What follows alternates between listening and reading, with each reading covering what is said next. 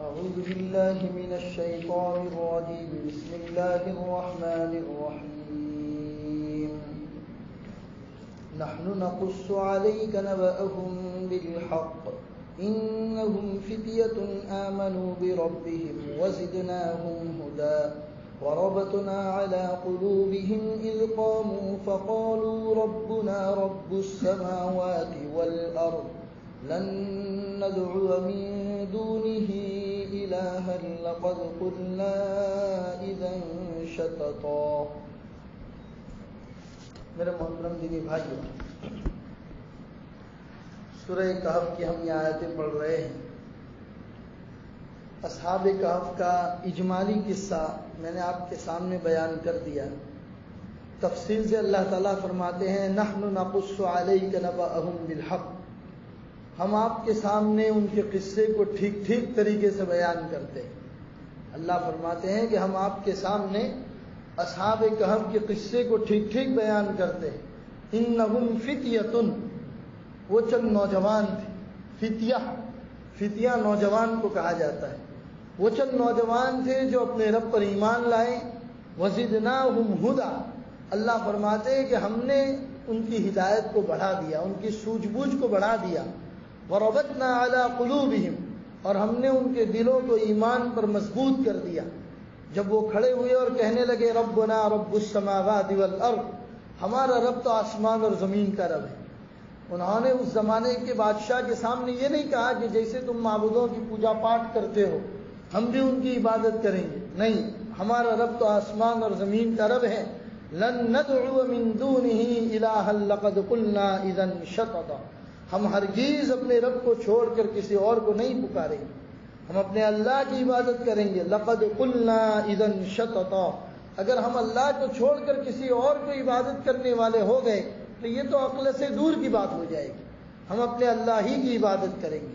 پھر اپنی قوم کے بارے میں کہہ رہے ہؤلاء قوم اتخذوا من دونه آلهة، یہ ہماری قوم ہے کہ جنہوں نے اللہ کو چھوڑ کر دوسروں کو معبود بنا رکھا ہے. لولا یأتون علیہم بسلطان بین، ان کے پاس اس کے اوپر کوئی واضح دلیل بھی ان کے پاس موجود نہیں.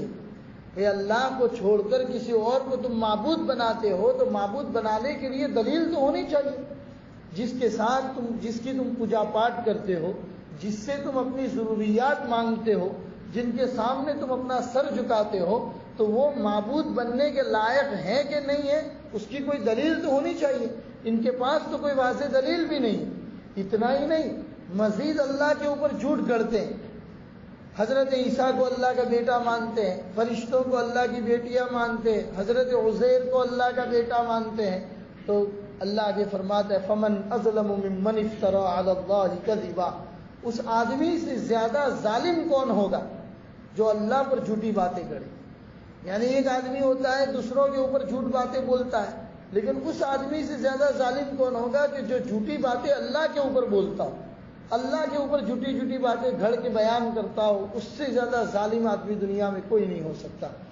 تو بس بہرحال یہ چند نوجوان تھے کہ جو اللہ پر ایمان لائے تھے اور اسی کی بنیاد پر اپنی بستی والوں سے ہٹ کر ایک غار کے اندر جا کر انہوں نے پناہ لی تھی. اسی کو اللہ فرماتے وَإِذْ اعْتَزَلْتُمُوهُمْ، یہ وہ لوگ ہیں کہ جو ان سے جدا ہو گئے اور کہنے لگے وَمَا يَعْبُدُونَ إِلَّا اللَّهُ، اللہ کے علاوہ کسی اور کی عبادت نہیں کریں گے. فَأْوُوا إِلَى الْكَهْفِ، اور غار میں آ کر گفا میں آ کر انہوں نے پناہ لی. يَنشُرْ لَكُمْ رَبُّكُمْ مِنْ رَحْمَتِهِ، اللہ نے ان کے اوپر ان کی رحمت کو پھیلا دیا. وَيُهَيِّئْ لَكُمْ مِنْ أَمْرِكُمْ مِرْفَقًا، اور اللہ نے ان کے کام کو آسان بنا دیا. کام کو کیسے آسان بنایا کہ ان کے لیے پورے آرام کا انتظام کیا.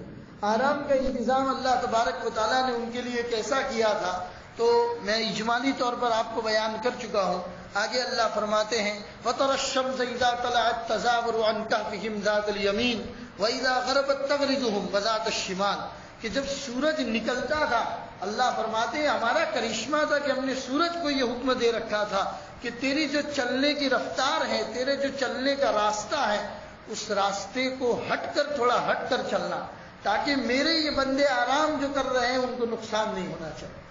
اللہ فرماتے وَتَرَى الشَّمْسَ، تو آفتاب کو دیکھے گا، تو سورج کو دیکھے گا. اطلعت تزاور عن کہفہم، کہ وہ سورج جو نکلتا تھا تو ان کی غار اور ان کی گفا سے ذرا ہٹ کر نکلتا تھا، ذات الیمین داہنی جانب تھوڑا ہٹ کر نکلتا تھا۔ وَإِذَا غَرَبَتْ تَقْرِضُهُمْ ذَاتَ الشِّمَالِ، اور شام کے وقت وہ سورج جب غروب ہوتا تھا تو بائیں جانب غار والوں سے کترا کر، غار والوں سے تھوڑا ہٹ کر وہ غروب ہوتا تھا۔ وَهُمْ فِي فَجْوَةٍ مِّنْ، وَهُمْ فِي فَجْوَةٍ مِّنْ کا مطلب یہ ہے کہ غار کے اندر 3 راستے بنے ہوئے تھے۔ بیچ والا جو راستہ تھا وہ تقریباً 7 فٹ کی چوڑائی کا تھا۔ بعد کے جو علماء، خاص طور پر حضرت مولانا تقی عثمانی دامت برکاتہم، یہ اس غار کو دیکھ کر آئے تو انہوں نے قرآن کریم کی آیت کی روشنی میں اس کو پورا بیان کیا۔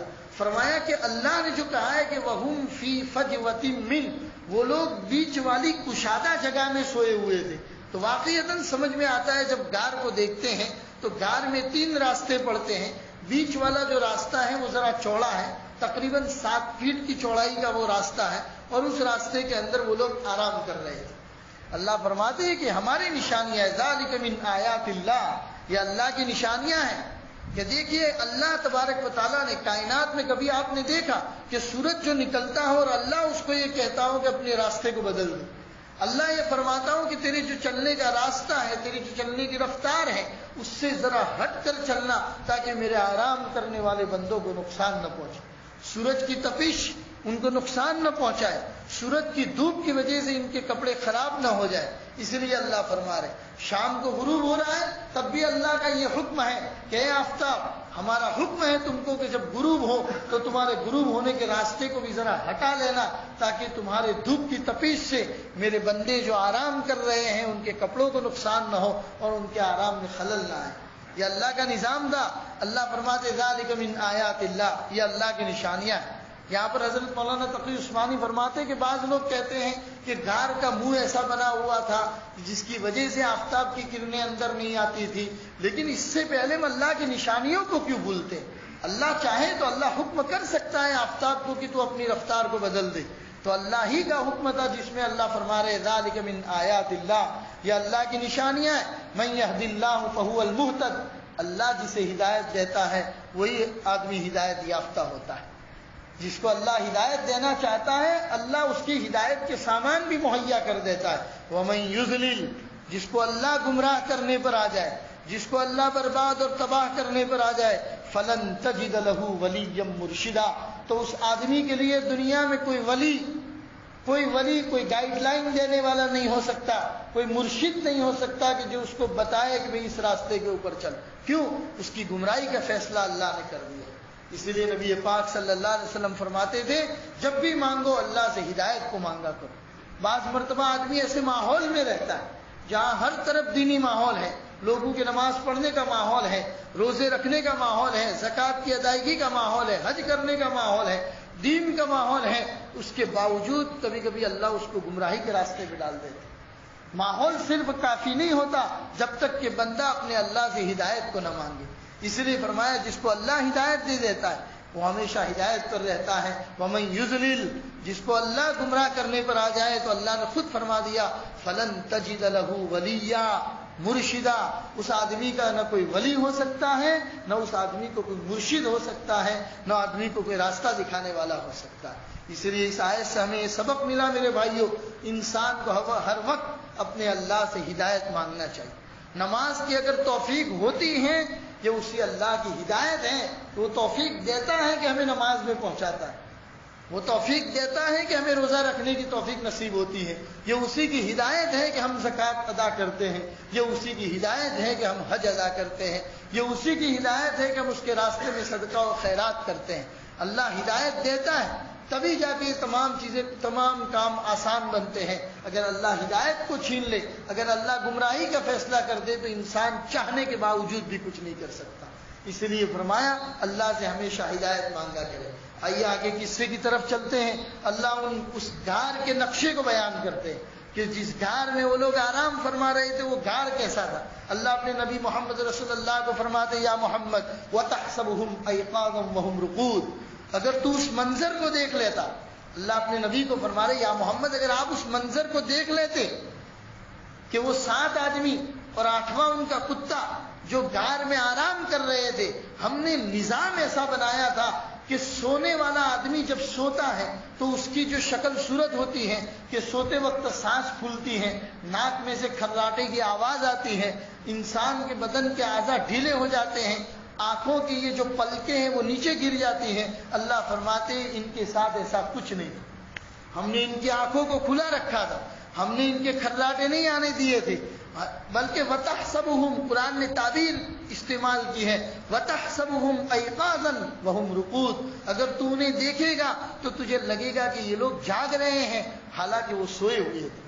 اللہ فرماتے یہ ہمارا کرشمہ تھا، یہ ہماری کرامت تھی، ہمارا معجزہ تھا کہ جس بندے کی حفاظت کا وعدہ ہم نے کر لیا تھا تو ہم اس کی حفاظت کر کے رہتے۔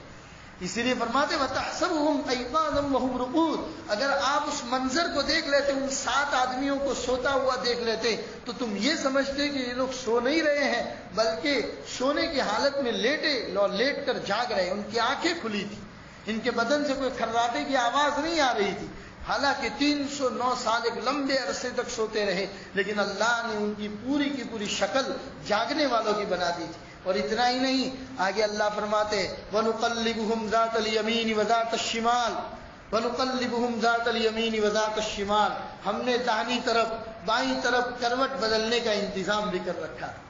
یہ لوگ تو 309 سال ایک لمبے زمانے تک کھرراٹے کی نیند سو رہے، آرام سے سو رہے، اللہ فرماتے ہم نے یہ نظام بنایا تھا کہ کب ان کی کروٹ کو داہنی طرف بدلنا ہے، کب ان کی کروٹ کو بائیں طرف بدلنا ہے۔ وَنُقَلِّبُهُمْ ذَاتَ الْيَمِينِ وَذَاتَ الشِّمَالِ، ہم ان کی کروٹ کو کبھی داہنی جانب کبھی بائیں جانب بدلتے رہتے تھے، یہ ہمارا کرشمہ تھا۔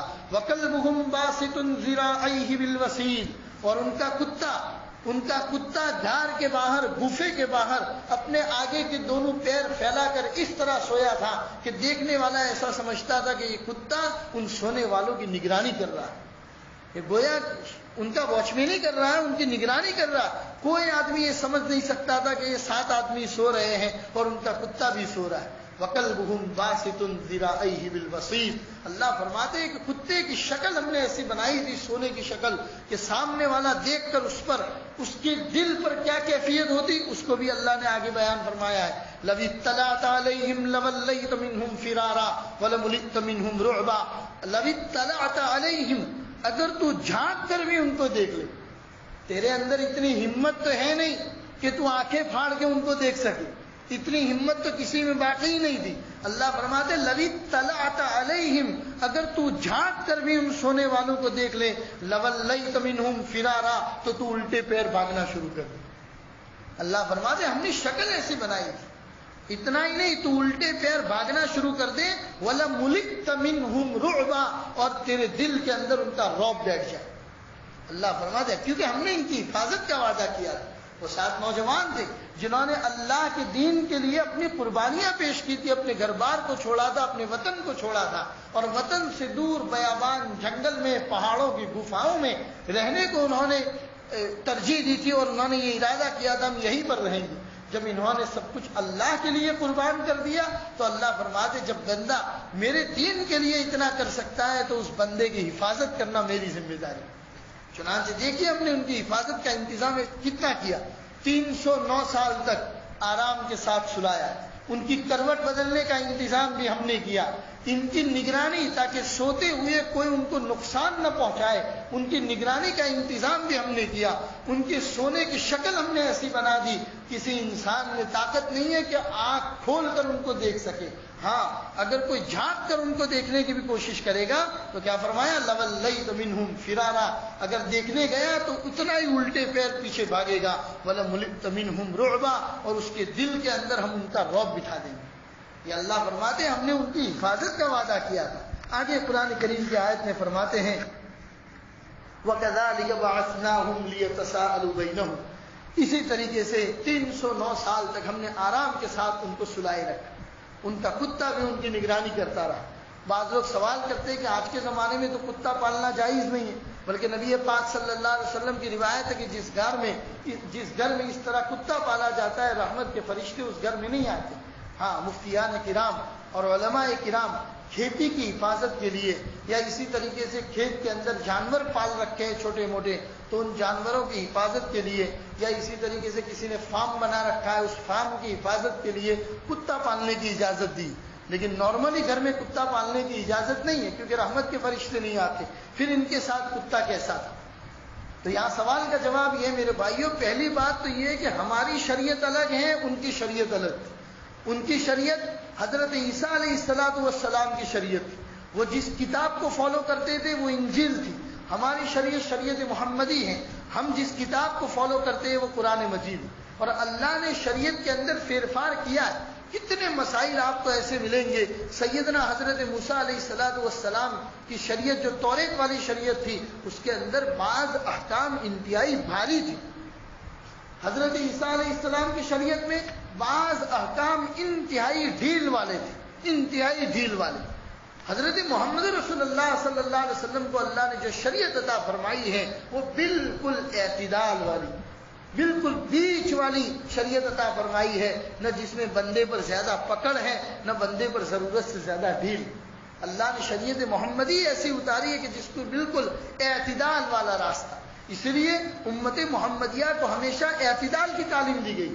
خود نبی پاک صلی اللہ علیہ وسلم فرماتے تھے کہ مجھے اگر زندگی میں کسی دو چیزوں کو چوز کرنے کا اختیار دیا جائے، اگر اللہ مجھے فرمائے کہ تمہیں یہ چیز چوز کرنی ہے یا یہ چیز چوز کرنی ہے، اگر میرے اوپر اگر اللہ تعالیٰ چھوڑے گا تو اللہ کے رسول کیا فرماتے ہیں، میں آپ کو سنانا چاہتا ہوں۔ نبی پاک صلی اللہ علیہ وسلم نے فرمایا، ہمیشہ میں آسان کو پسند کروں گا، میں کسی بھاری چیز کو پسند کر کے اپنے آپ کی طاقت اللہ کے سامنے ظاہر نہیں کروں گا۔ اللہ کے رسول نے فرمایا کہ اگر اللہ کبھی دو چیزوں کے بارے میں مجھے اختیار دے گا کہ تمہیں یہ پسند ہے یا یہ پسند ہے، تو یہ محمد ہمیشہ آسان چیز کو پسند کرے گا۔ شریعت محمدی اللہ نے بنائی ہی ایسی ہے کہ جس میں اللہ نے اعتدال والا راستہ دیا۔ جمعہ کے دن، جمعہ کے دوسرے خطبے میں ہمارا خطیب جس آیت کو پڑھ کے اپنا خطبہ ختم کرتا ہے تو وہ آیت کیا ہے، ان اللہ یأمر بالعدل والاحسان وایتاء ذی القربى وینہی عن الفحشاء والمنکر والبغی یعظکم لعلکم تذکرون۔ تو اس آیت میں سب سے پہلی بات جو کہی گئی عدل اور انصاف، کسی بھی چیز میں بیچ والا راستہ اختیار کرو، کیونکہ شریعت محمدی اسی بات کی تعلیم دیتی ہے۔ تو بہرحال ہماری شریعت الگ ہے، حضرت عیسیٰ کی شریعت الگ تھی۔ ہو سکتا ہے کہ ان کی شریعت میں کتا پالنے کی اجازت ہو، ہماری شریعت میں کتا پالنے کی اجازت نہیں ہے۔ دوسری بات کہ کتا ان کے ساتھ رہا کرتا تھا، اور ہم کتے کی وفاداری کو جانتے ہیں۔ جب یہ 7 لوگ اپنی بستی کو چھوڑ کر جانے لگے تو یہ کتا بھی ان کے ساتھ ساتھ پیچھے ہو لیا۔ تو یہ صحبت کا اثر ہے میرے بھائی، کتے نے ان 7 لوگوں کی صحبت کو پسند کیا۔ اللہ تبارک و تعالیٰ نے قرآن کریم میں اس کا تذکرہ کر دیا، اور آج کے دن نہیں، جب تک دنیا باقی رہے گی، قیامت کی صبح تک، جب تک یہ قرآن مقدس دنیا میں پڑھتا جاتا رہے گا، تب تک اللہ تبارک و تعالیٰ اس کتے کا تذکرہ کرتے رہے گا۔ تو فرمایا یہاں پر اکابرین قرآن کریم کی اس آیت کی روشنی میں فرماتے ہیں، انسان کو ہمیشہ نیک لوگوں کی صحبت میں رہنا چاہیے، انسان کو ہمیشہ نیک لوگوں کی صحبت میں رہنا چاہیے۔ جو انسان نیک لوگوں کی صحبت میں رہتا ہے، گرچہ وہ نیک لوگوں کی طرح اعمال نہ کر پائے، لیکن نیک لوگوں کی اچھی عادتوں کا اثر اس کے اوپر ضرور پڑتا ہے۔ اگر آپ کسی عطار کی دکان پر جاتے ہیں تو چاہے آپ مشک نہ لگائیں، لیکن مشک کے پاس بیٹھنے سے مشک کی خوشبو ضرور آیا کرتی ہے۔ عطر کی دکان پہ بیٹھتے ہیں، عطر آپ لگاؤ نہ لگاؤ، عطر کی خوشبو ضرور آتی ہے۔ یہی نیک لوگوں کی صحبت کا اثر ہوتا ہے۔ اسی لیے اکابرین فرماتے تھے، صحبت صالح ترا صالح کنت، صحبت طالح ترا طالح کنت۔ نیک لوگوں کی صحبت تجھے نیک بنائے گی، برے لوگوں کی صحبت تجھے برا بنائے گی۔ ہمارے اکابرین کی محفلوں میں جب جاتے ہیں، خانقاہوں کی مجلسوں میں جاتے ہیں، تو جو انسان کی رہنمائی کرتے ہیں، بیعت کرتے ہیں، ہاتھ کے اوپر بیعت کرتے ہیں، اور لوگوں کی جو رہنمائی کرتے ہیں، ان میں بھی خاص طور پر یہ توجہ دی جاتی ہے کہ اس انسان کا اٹھنا بیٹھنا کن لوگوں کے ساتھ۔ اس لیے انسان کو ہمیشہ، کیونکہ زندگی ہماری، آپ اپنی زندگی کے مالک ہیں، کل قیامت کے دن آپ کو اپنے اعمال کا حساب دینا ہے، تو ہمیں اپنی زندگی کیسی گزارنی ہے یہ انسان کو فیصلہ خود بخود کرنا چاہیے۔ آج بازار کے اندر ہم 50 روپے 100 روپے کا مٹکا لینے کے لیے جاتے ہیں تو 50 مرتبہ ہاتھوں میں گھماتے ہیں، ہاتھ سے ٹھوکتے ہیں، تب جا کے وہ مٹکا لے کر گھر آتے ہیں۔ ایک 50-100 روپے کی مٹکے کی مٹی کا بنا ہوا ہے، اس کی اتنی زیادہ حیثیت نہیں ہے، پھر بھی 50 بار ٹھوکتے ہیں تب جا کے گھر لے کر آتے ہیں۔ پھر یہ تو ہماری زندگی ہے میرے بھائیوں، ایمان والے آدمی کی زندگی ہے۔ آپ اپنی زندگی کا سودا اتنا سستا کیسے کر دیتے ہو کہ جس من چاہے آدمی کے ساتھ تم نے اپنی زندگی کو ڈال دیا، چاہے وہ تمہارے اخلاق کے ساتھ کھلواڑ کرے، چاہے وہ تمہارے اعمال کے ساتھ کھلواڑ کرے، چاہے تمہاری عادتوں کے ساتھ کھلواڑ کرے۔ تو آپ اپنی زندگی کے مالک ہو، کل قیامت کے دن آپ کو اس کا حساب دینا ہے۔ اس لیے ماں باپ کے اوپر جو تربیت کی ذمہ داری ڈالی گئی اولاد کو لے کر، اس میں خاص طور پر یہ بات سکھائی گئی کہ جس بچے کی پرورش اور تربیت ہم کر رہے ہیں، ماں باپ کی یہ ذمہ داری ہے کہ بچہ کن لوگوں کے ساتھ بیٹھتا ہے، کن لوگوں کے ساتھ اٹھتا ہے، اس کے دوست و احباب کیا، اس کا سرکل کون سا ہے، کون سے سرکل میں وہ بیٹھا کرتا ہے، یہ ماں باپ کی ذمہ داری ہے۔ اور آپ خالی دو باتیں بیان کر کے اپنی ذمہ داری سے ہاتھ پیچھے نہیں ہٹا سکتے۔ کل آپ کو آپ کی ذمہ داری کے بارے میں پوچھا جائے گا۔ نبی پاک صلی اللہ علیہ وسلم کی روایت ہے، کلکم راع وکلکم مسئول عن رعیتہ، تم میں سے ہر آدمی اپنے گھر والوں پر نگران ہے اور کل قیامت کے دن تم سے تمہاری نگرانی کے بارے میں پوچھا جائے گا۔ آج کل زمانہ بدل گیا، تہذیب بدل گئی، ہندوستانی تہذیب میں مغربی تہذیب کی جگہ لے لی، ویسٹرن کلچر نے ہمارے کلچر کے اندر اتنے ہاتھ پیر داخل کر دیے کہ ماں باپ اپنے بچے کو ڈانٹنا بھی برا سمجھتا، بچہ برا مان جائے گا۔ بچے بھی ویسٹرن کلچر کے اتنے دلدادہ ہو چکے ہیں، نبی پاک صلی اللہ علیہ وسلم کی بتائی ہوئی شریعت اور آپ کے لائے ہوئے طریقے کو اتنا پس پشت ڈال دیا ہے اور ویسٹرن کلچر کو اتنا ایکسپٹ کر لیا ہے آج کل کے نوجوانوں نے کہ خود ماں باپ بھی دو باتیں بولنے سے پہلے ڈرتے، ماں باپ بھی دو باتیں بولنے سے پہلے ڈرتے۔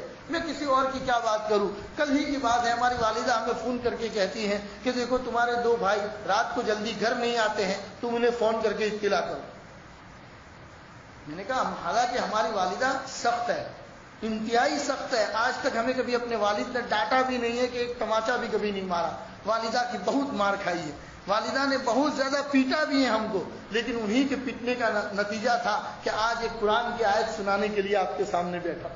ورنہ جس علاقے میں ہم پیدا ہوئے، جہاں پر پلے بڑے، وہ بمبئی کا گوکل دھام کا علاقہ تھا جہاں پر فلمیں بنتی تھی، وہاں پر ہم پیدا ہوئے، وہیں پر بڑے ہوئے۔ 1992 میں جب بابری مسجد شہید ہوئی تو والدین نے ارادہ کیا کہ ہمیں بچوں کو دین سکھانا ہے، اور بمبئی کے ماحول میں رہتے ہوئے ہم بچوں کو دین نہیں سکھا سکتے، تو اپنا سب کچھ قربان کر کے اللہ ان والدین کو جزائے خیر عطا فرمائے۔ اللہ جتنی دعائیں کریں ان کے لیے کم ہے کہ انہوں نے سب کچھ قربان کر دیا۔ اور ہماری والدہ انہوں نے گاؤں کبھی دیکھا ہی نہیں تھا، وہ خود بمبئی میں پیدا ہوئی تھی، وہیں پر پلی بڑی تھی، بمبئی کے علاوہ کسی اور تہذیب کو وہ جانتی ہی نہیں تھی۔ اس کے باوجود جب چلی تو محلے اور علاقے اور چالی کے لوگ کہنے لگے کہ یہ عورت گاؤں میں رہ پائے گی، لیکن آئی ہم لوگوں کی پرورش کے لیے ایسی آئی اور گاؤں میں ایسا کھوٹا گاڑ دیا کہ جس دن ہم حافظ ہوئے اس دن لے جا کر اپنی والدہ سے ہماری ملاقات کرائی، یعنی کہ نانی کی ملاقات کرائی۔ تو بہت سخت تھی ہماری تربیت کو لے کر، اور بار بار کہتی تھی کہ دیکھیے تم لوگوں کی پرورش اور تربیت کے لیے میں نے اپنا پورا گھر چھوڑ دیا ہے، اور تم لوگوں کے لیے میں گاؤں میں رہ رہی، اس لیے میں تمہارے کوئی بھی تربیت کے معاملے کو لے کر کمپرومائز نہیں کر سکتی، تمہاری پرورش کے معاملے کو لے کر میں کمپرومائز نہیں کر سکتی، میں تمہاری پرورش کو لے کر انتہائی سختی کا معاملہ کروں گی۔ اور کیا وہی والدہ آج دو بھائیوں کو کہنے کے لیے مجھے فون کر رہی کہ تم اپنے بھائیوں کو کہو رات کو دیر تک بیٹھتے ہیں اور دیر سے گھر آتے ہیں۔ میں نے دونوں کو سخت فون کیا، سخت سست کہا، ان کو ڈانٹا کہ آخر تم اتنے بڑے کیسے ہو گئے کہ آج والدہ کو تمہیں کہنے کی بجائے مجھے کہنا پڑ رہا ہے۔ میرے بھائیوں یہ اسی ویسٹرن کلچر کا اثر ہے، اسی ویسٹرن کلچر کا اثر ہے کہ آج ماں باپ گھبراتے ہیں، بیچارے ڈر کی بات کرتے ہیں اولاد سے کہ کہیں کچھ کہہ دیں گے تو ناراض ہو جائے گا، کھانا نہیں کھائے گا، منہ پھلا کے گھر میں گھومے گا۔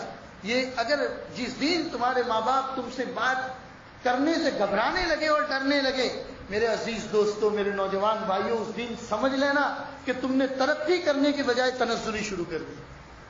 اس دن کبھی یہ مت سوچنا کہ ہم ترقی کر رہے ہیں۔ ارے جس ماں باپ نے تمہیں جنم دیا ہے، جس ماں باپ نے تمہیں پرورش کر کے پال پوس کے اتنا بڑا کیا، دو چار نوجوانوں کے بیچ میں کھڑے رہنے کے قابل بنایا، تمہاری پرسنالٹی کو بنایا ہے، وہ ماں باپ جس دن تم سے بات کرنے کے لیے کترانے لگے، اس دن سمجھ جانا کہ ترقی کرنے کے بجائے تم نے تنزلی شروع کر دی۔ اور جس ترقی میں ماں باپ کی دعاؤں کا ساتھ نہیں ہوتا، وہ انسان کبھی بھی ترقی نہیں کر سکتا۔ یاد رکھیے گا، دنیا کی زندگی میں، دینی ماحول میں، دونوں راستے، چاہے دنیا کا راستہ ہو یا دین کا راستہ ہو، دونوں راستوں میں اگر ترقی کرنا چاہتے ہو، چاہے دنیا کے ماحول میں آگے جانا چاہتا ہو یا دینی راستے میں اپنے اللہ کے قریب ہونا چاہتے ہو، وہ دونوں کے دونوں راستے ماں باپ کی دعاؤں کے پاس سے گزرتے۔ یاد رکھیے گا، دونوں راستے ماں باپ کی دعاؤں کے پاس سے گزرتے ہیں۔ جس دن تمہارے ماں باپ نے تمہیں ڈانٹنا ڈپٹنا بند کر دیا، اس دن یاد رکھنا کہ تمہاری ترقی رک گئی۔ اس دن حضرت موسیٰ علیہ السلام کے بارے میں روایت میں آتا ہے کہ جس دن حضرت موسیٰ علیہ السلام کی والدہ کا انتقال ہو گیا، اس دن طور کی طرف کہیں تشریف لے جا رہے تھے، طور کے اوپر تشریف لے جا رہے تھے، راستے میں پتھر آیا اور ٹھوکر لگی۔ ٹھوکر لگنے کے بعد جب گرنے کے قریب ہو گئے تو کسی غیبی ہاتھی پہ غیبی کی آواز آئی، اور آواز گویا کہ حضرت موسیٰ کو یہ کہہ رہی ہے، موسیٰ اب سنبھل کے چلنا، وہ ماں اللہ کے پاس چلی گئی جو تمہارے سنبھلنے کی دعائیں کیا کرتی تھی۔ اب وہ ماں دنیا میں نہیں ہے، اب وہ ماں دنیا میں نہیں ہے جو تمہارے سنبھلنے کی دعائیں کیا کرتی تھی، وہ ماں تو اب اللہ کے پاس چلی گئی۔ لہذا میرے نوجوان بھائیوں، میں یہ نوجوانوں کی ٹاپک بار بار اس صورت کو لے کر اسی لیے لا رہا ہوں کہ یہ بھی اصحاب کہف کے یہ بھی 7 نوجوان تھے، ان کی بھی اپنی لائف تھی، ان کی بھی اپنی زندگی تھی، یہ بھی اپنے دوست و احباب کے ساتھ سیر سپاٹا کرنا چاہتے تھے، لیکن بات آئی دین محمدی، دین عیسوی کی خدمت کی اور دین کی حفاظت کی بات آئی تو پورا کا پورا دیش بت پوجا کی طرف ہیں، لیکن یہ 7 نوجوان الگ ہو گئے اپنے دین کی حفاظت کے لیے۔ جب دین کی حفاظت کے لیے الگ ہوئے، یہ قربانی انہوں نے پیش کی۔ آپ دیکھ سکتے ہیں قرآن کریم کی آیتوں میں، آپ سنتے ہیں کہ اللہ تبارک و تعالیٰ نے ان کی سہولت کا کیسا انتظام کیا، اللہ نے ان کے آرام کا کیسا انتظام کیا۔ ہم بھی نوجوان ہیں، نوجوانی کی زندگی ایسی ہوتی ہے کہ جب تک کوئی ان کی رہنمائی کرتا رہتا ہے، کوئی رہبری کرتا رہتا ہے، تب تک وہ نوجوان سیدھے راستے کے اوپر چلتا رہتا ہے۔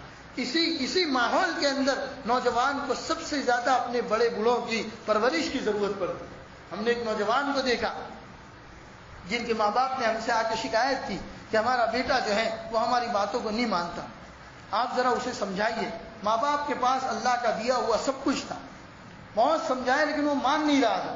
ہم نے ایک دن ہمارے ساتھ ایک دوسرے مولانا کو لیا اور کہا کہ چلو ہم جا کے ذرا اس کو کچھ 2 باتیں بتاتے ہیں۔ ہم نے جا کے اس کو بتانا شروع کیا اور اس سے پوچھا کہ بتا کیا شکایت ہے، کیوں تو اپنے گھر سے ناراض ہو کے باہر آ کے بیٹھا ہے، ریلوے اسٹیشن پر آ کر بیٹھا ہے، کیا بات ہے؟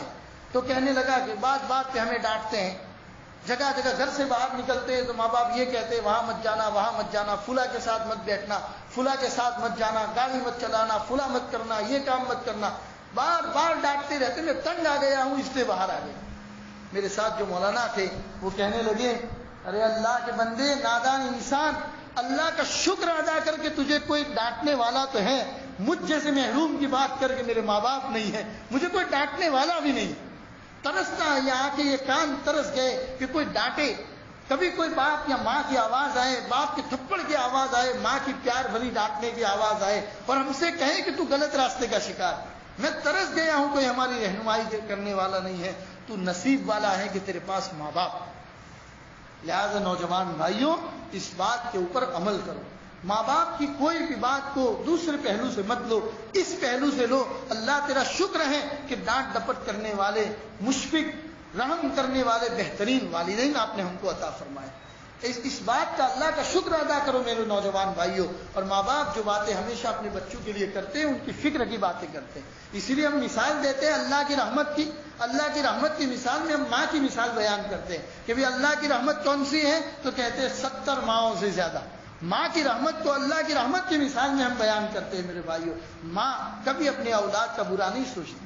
بعض اکابرین فرماتے دنیا میں 2 ہی تو لوگ ہیں، دنیا میں 2 ہی تو لوگ ہیں کہ جو اپنے نیچے والے لوگوں کی ترقی چاہتے ہیں۔ ایک ماں باپ ہے جو ہمیشہ اپنے اولاد کی ترقی چاہتے ہیں، اور ایک استاد ہوتا ہے جو اپنے شاگرد کی ترقی چاہتا ہے، جو اپنے اسٹوڈنٹ کی ترقی چاہتا ہے۔ دنیا میں یہی 2 لوگ ہیں، لہذا جب تک یہ 2 لوگوں کا سایہ آپ کے سروں پر ہے تب تک ان کی قدر کیجئے میرے بھائیوں۔ جس دن یہ سایہ چلا جائے گا، اس دن چاہنے کے باوجود بھی تمہیں کوئی کچھ کہنے والا نہیں ہوگا۔ اس لیے اس کی قدر کرو۔ نوجوان بھائیوں، ادھر ادھر اپنا وقت ضائع نہ کرو۔ خاص طور پر ہمارے نوجوان بھائیوں مجلس بازی کے بڑے عاشق ہوتے ہیں، ادھر ٹولہ لگا دیا، ادھر ٹولہ لگا دیا، پھر ان ٹولوں کے اندر دیر دیر تک بیٹھے رہنا، موبائل کا استعمال کرنا، پھر موبائل کے استعمال میں اگر اچھا استعمال ہو تو ٹھیک ہے، غلط غلط ویب سائٹ کو استعمال کرنا اور ایسی ایسی ویڈیوز فوٹوز کو کہ جس کی وجہ سے ان کا ذہنی توازن ختم ہو جاتا ہے۔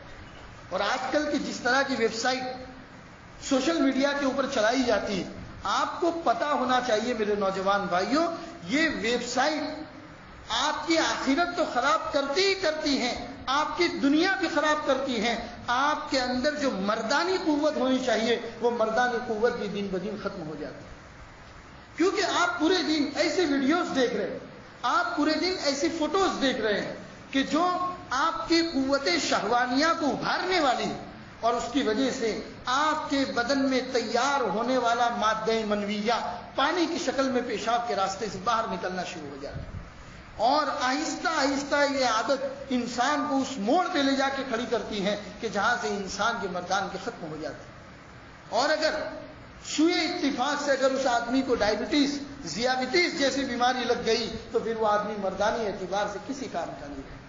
لہذا آپ کی آخرت تو خراب ہو رہی ہے، سو ہو رہی ہے، لیکن میرے نوجوان بھائیوں یہ تو آپ کی دنیا کو بھی خراب کر رہے ہیں۔ لہذا جن ملکوں نے ترقی کی ہے ان ملکوں کی تاریخ کو آپ پڑھیں گے تو آپ یقین جانیں گے کہ ان ملکوں میں نوجوانوں کو یہ ٹولہ بنا کر بیٹھنے کی اور وقت ضائع کرنے کی بیماریاں نہیں ہیں۔ جن جن ملکوں میں یہ بیماریاں موجود ہیں ان ملکوں کے اندر وہ ملک ہمیشہ دن بدن ترقی کرتا جائے۔ ہمارے قریب میں چھوٹا سا نیپال ملک ہے، زیادہ بڑا نہیں، ہمارے گجرات کے قریب ان کی پاپولیشن ہے، بہت چھوٹا سا ملک ہے۔ میں 3 دن وہاں پر رکا اور 3 دن میں مشکل سے میں 3 دن کا پورا ملا کر میں نے 12 یا 15 گھنٹہ بھی آرام نہیں کیا تھا، پورا گھومتا رہا، گاڑی میں گھومتے رہے، مرکز پر بھی گئے، رانی مرکز پر، وہاں پر بھی ہم لوگ جانا ہوا اور کتنے پان کھانے کی دکان پر، چائے کی دکانوں پر آنا جانا ہوا، لیکن ہم نے ہندوستان کی طرح ان ملکوں کے اندر ہمارے نوجوانوں کو چائے کی ٹپریوں کے اوپر بیٹھ کر وقت ضائع کرتا نہیں دیکھا۔ ہمارے قریب میں ایک دوسرا ملک ہے برما، میرا وہاں پر بھی جانا ہوا، اس ملک کے اندر میں نے 3-4 دن گزارے، اس ملک کے اندر بھی میں نے چائے کی ٹپریوں کے اوپر بیٹھ کر نوجوانوں کو وقت ضائع کرتا ہوا نہیں دیکھا۔ گزشتہ سال میں ترکی بھی جانے والا تھا، کسی وجہ سے لاک ڈاؤن کی وجہ سے نہیں جا پایا، لیکن مجھ سے پہلے جو علماء کا وفد وہاں پر جا کر آیا، میں نے ان سے کارگزاری اور حالات معلوم کیے تو انہوں نے کہا کہ مولانا ہم نے تقریباً وہاں کے 6 بڑے بڑے شہروں کا معائنہ کیا، وہاں کے 6 بڑے بڑے شہروں میں ہم گئے، خاص طور پر استنبول، انقرہ جو ان کے بڑے بڑے ملک ہیں، بڑے بڑے شہر ہیں، ان شہروں کے اندر ہم گئے، وہاں کہیں پر بھی ہم نے چائے کی ٹپریوں کے اوپر بیٹھ کر نوجوانوں کا وقت ضائع کرتا ہوا نہیں دیکھا۔ وہاں پر بھی سمندر ہے، سمندر کے کناروں پر جیسے ہمارے بمبئی میں لوگ اپنا وقت ضائع کرتے ہیں، اسی طریقے سے ان سمندروں کے کناروں پر ہم نے نوجوانوں کو وقت ضائع کرتا ہوا نہیں دیکھا۔ ہمارا نوجوان رات بھر موبائل کے پیچھے بیٹھا رہتا ہے، ماں باپ بیچارے تڑپ جاتے ہیں، کہتے ہیں کہ بیٹا گھر آ جا، تھوڑا آرام کر لے، سحری سے پہلے اٹھ جا، تہجد پڑھ لے، سحری کر لے، لیکن بچوں کو کچھ پڑھی نہیں ہے، ماں باپ کی باتوں کو پسے پشت ڈال دیتے، اس کان سے سنا اور دوسرے کان سے نکال دیتے۔ میرے نوجوان بھائیوں اپنی نوجوانی کی قدر کرو، اپنی نوجوانی کی قدر کرو۔ یہ اصحاب کہف ہم جیسے نوجوان ہی تھے، لیکن جب انہوں نے نوجوانی کی قدر کی، قیامت تک اللہ تبارک و تعالیٰ نے قرآن میں ان کے سلسلے کو اتار دیا، ان کے تذکرے کو اتار دیا۔ آج کا ہمارا نوجوان بھی اگر اپنی نوجوانی کی قدر کرنے والے ہو جائے، ماں باپ کی قدردانی کو سیکھ جائے، اللہ تبارک و تعالیٰ اس کو دنیا میں بھی عزت دیں گے اور آخرت کے اندر بھی اس کو عزت نصیب ہوگی۔ لہٰذا میرے بھائیوں عہد کرو، آج کل کا ہمارا نوجوان عہد کرے۔ اور اگر آپ کے دوست و احباب میں آپ ٹھیک ٹھاک ہیں، آپ جلدی سوتے ہیں، تو آپ کی یہ بھی ذمہ داری بنتی ہے کہ آپ اپنے دوست کو جا کر 2 باتیں بتائیں، 2 باتیں سمجھائیں، اس کو صحیح راستہ دکھائیں، آپ کی ذمہ داری بنتی۔ دوست خالی اس کو نہیں کہتے کہ جو غلط طریقوں کے اندر ساتھ دے، دوست، سچا دوست وہ ہوتا ہے کہ جب آپ غلط راستے کے شکار ہو تو آپ کا ہاتھ پکڑ کر آپ کو کہے کہ میرے بھائی کو غلط راستے پہ جا رہا ہے، اسی کو کہتے ہیں سچا دوست۔ اگر آپ کو آپ کی غلطیوں پر کوئی رہنمائی کرتا نہیں ہے تو یقین مانو آپ کا سچا دوست کبھی بھی نہیں ہو سکتا۔ سچا دوست وہی ہوتا ہے جو آپ کو غلط راستے پر جانے سے روکے۔ میرے نوجوان بھائیوں اس کی قدر کرو۔ اللہ تبارک و تعالیٰ نے یہاں پر اصحاب کہف کا جو تذکرہ فرمایا اسی لیے فرمایا کہ انہوں نے اپنی نوجوانی کی قدر کی تھی، قرآن میں اللہ نے ان کا ذکر اتار دیا۔ بہرحال اللہ فرماتے ہیں 309 سال کے ایک لمبے زمانے تک یہ لوگ سوتے رہے، اور سونے کے بعد جب ہم نے ان کو جگانے کا ارادہ کیا، وَكَذَلِكَ بَعَثْنَاهُمْ لِيَتَسَاءَلُوا بَيْنَهُمْ، ہم نے ان کو اٹھایا تاکہ یہ لوگ آپس میں ایک دوسرے سے پوچھے کہ ہم کتنا سوئے ہیں۔ قَالَ قَائِلٌ مِّنْهُمْ كَمْ لَبِثْتُمْ، ایک آدمی دوسرے سے پوچھنے لگا ارے بھائی ہم لوگ کتنا سوئے ہیں؟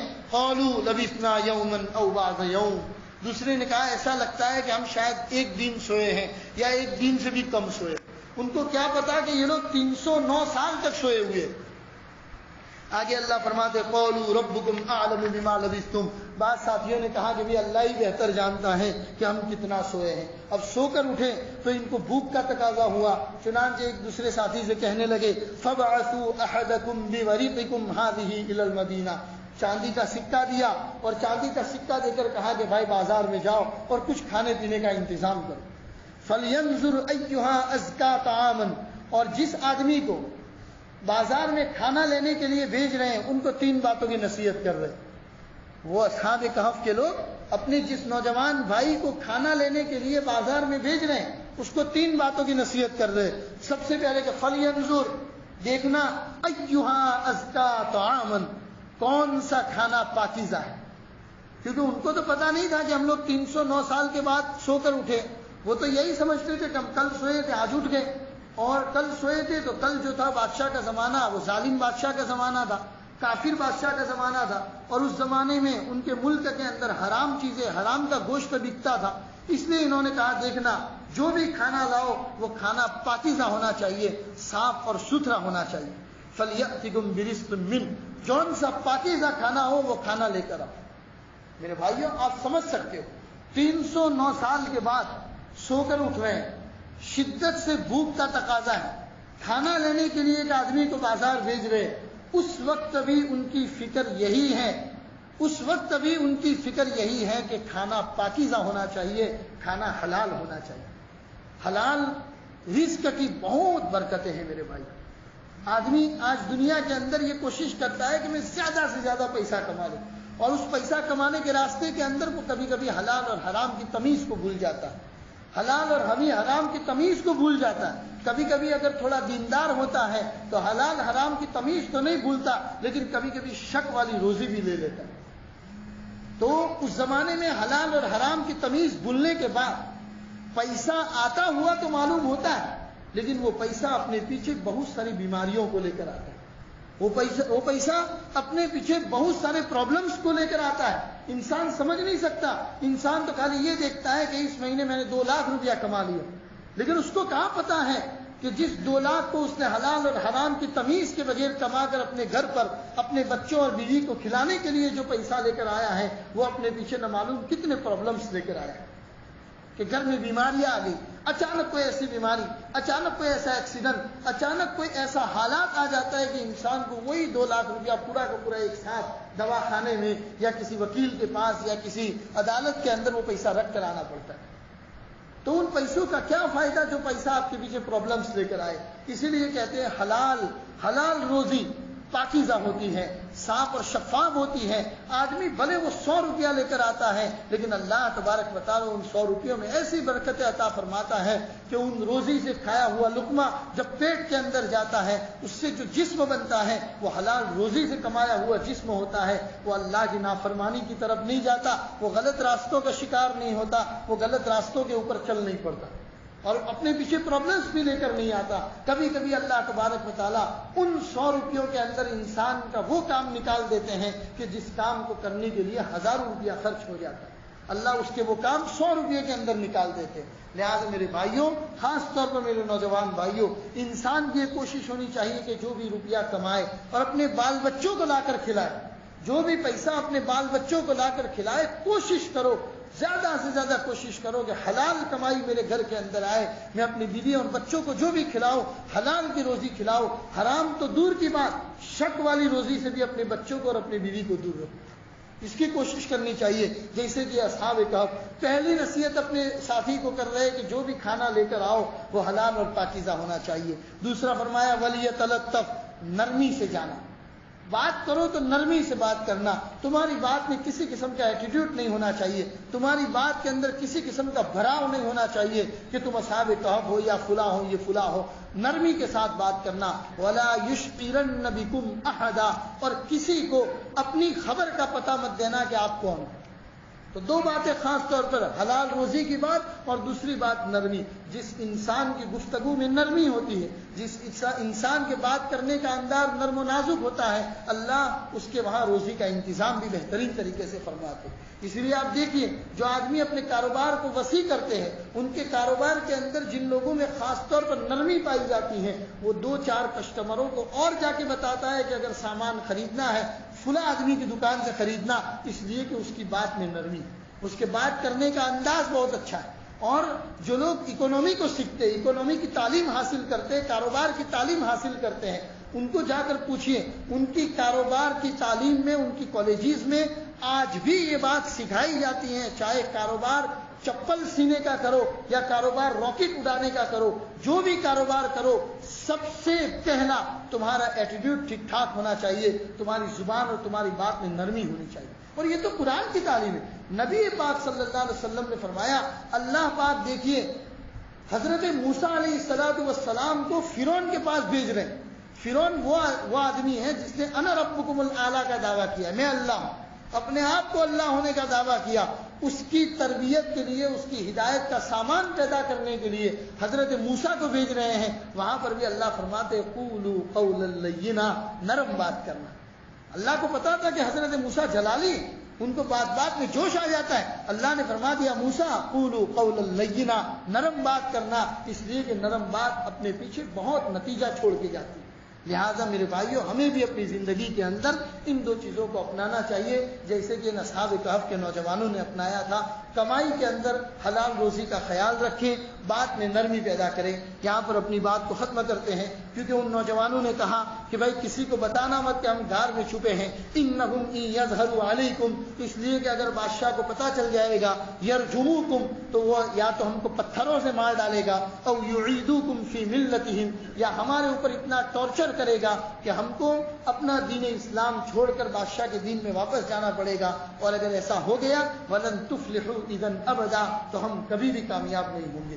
لہٰذا میرے بھائیوں، اللہ تعالیٰ سے ایمان کی سلامتی مانگو، ماں باپ کی قدر کرنا سیکھو، اپنے بڑے بوڑھوں کی قدر کرنا سیکھو، اور ان تمام سے بڑی بات اپنی جوانی کی قدر کرو. دوست و احباب چنو تو ایسا چنو کہ جو آپ کو صحیح بات میں رہنمائی کرنے والا ہو. حلال کمائی کماؤ، جو بھی رزق کما کر گھر میں لاؤ، اس میں کوشش کرو کہ اپنا خود کھائے اور اپنے بچوں کو جو رزق کھلائے، حلال روزی کھلائے، اور باتوں میں نرمی پیدا کرو. اللہ تبارک و تعالی ہم سب کو کہے